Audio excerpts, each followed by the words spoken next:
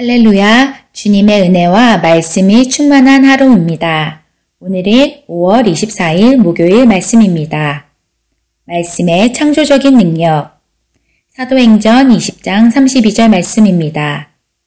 지금 내가 여러분을 주와 및 그 은혜의 말씀에 부탁하노니 그 말씀이 여러분을 능히 든든히 세우사 거룩하게 하심을 입은 모든 자 가운데 기업이 있게 하시리라. 아멘. 요한복음 1장 1절은 말씀합니다. 태초에 말씀이 계시니라. 이 말씀이 하나님과 함께 계셨으니 이 말씀은 곧 하나님이시니라. 말씀이 곧 하나님이셨는데 말씀은 하나님을 불변하십니다. 이 말은 말씀이 여전히 하나님이시라는 뜻입니다. 요한복음 1장 14절은 말씀합니다. 말씀이 육신이 되어서 우리 가운데 거하셨다. 우리는 말씀의 영광을 보았는데 그 영광은 아버지께로부터 오신 독생자의 영광이신데 은혜와 진리가 충만했다. 예수님이 태어나시기 전에 성령님은 마리아에게 임하셨는데 천사가 전하자 그녀가 받아들였던 하나님의 말씀이 그녀 안에서 육신이 되었습니다. 그 말씀이 아이가 되어 점차 자라나서 남자인 그리스도 예수가 되셨습니다. 그러므로 사실 예수님은 육신이 되신 하나님의 말씀이십니다.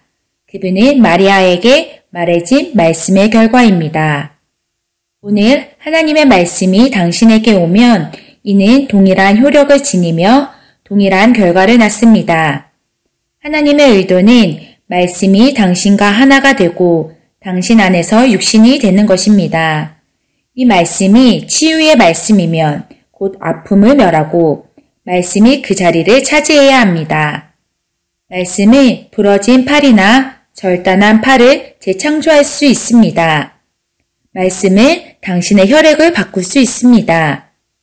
당신의 신장이나 심장에 문제가 있다면 말씀은 당신 안에서 새 심장이 되고 문자 그대로 당신에게 새 심장을 줄 수 있습니다. 하나님의 말씀을 받아들이는 것은 곧 당신의 삶으로 하나님의 능력, 곧 하나님의 창조적인 능력을 받아들이는 것입니다. 당신의 상황이 절망적이라는 생각을 용납하지 마십시오. 당신의 재정 상황으로 인해 절망하거나 낙담하지 마십시오. 말씀으로 상황을 바꾸십시오. 말씀에 담긴 메시지를 당신 안에 문자 그대로 형성할 때까지 묵상하십시오. 다시 말해 말씀을 곱씹고 숙고하고 마음에 새기십시오.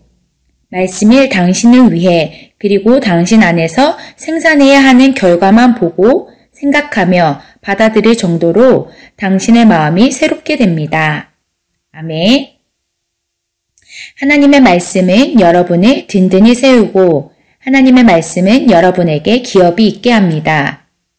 하나님의 말씀이 당신에게 오면 그 말씀은 동일한 효력을 지니고 동일한 결과를 나타냅니다. 즉, 말씀이 당신과 하나가 되어 당신 안에 육신이 되기 때문입니다. 당신의 상황이나 형편에 대해 절망하거나 낙심하지 않고 말씀의 창조적인 능력을 나타내기로 결심합니다. 하나님의 말씀은 어떠한 영역, 어떤 문제에도 예외를 두지 않습니다. 말씀은 역사하고 말씀은 결과를 낳습니다. 오늘 하루 살아 역사하시는 하나님의 말씀을 바라보며 마음을 새롭게 합니다. 그러면 당신은 말씀의 결과를 누릴 수 있습니다. 오늘 참고 성경 구절 고린도전서 6장 17절 말씀입니다. 주와 합하는 자는 한 영이라. 주님과 합하는 자는 한 영입니다. 디모데후서 3장 15절에서 17절 말씀입니다.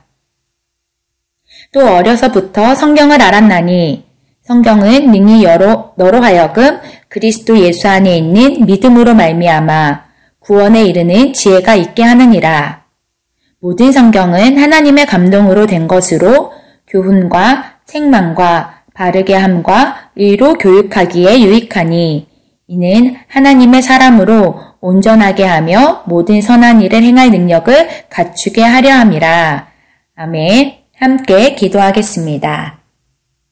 복되신 아버지, 제 삶에 역사하는 아버지의 말씀의 효력으로 인해 감사드립니다. 묵상함으로써 말씀은 내 영, 혼, 몸과 섞여서 그 안에 있는 메시지를 제 삶과 상황에서 생산합니다. 아버지의 신성한 능력은 오늘과 항상 제 안에서 역사하고 있습니다. 예수 이름으로 기도합니다. 아멘.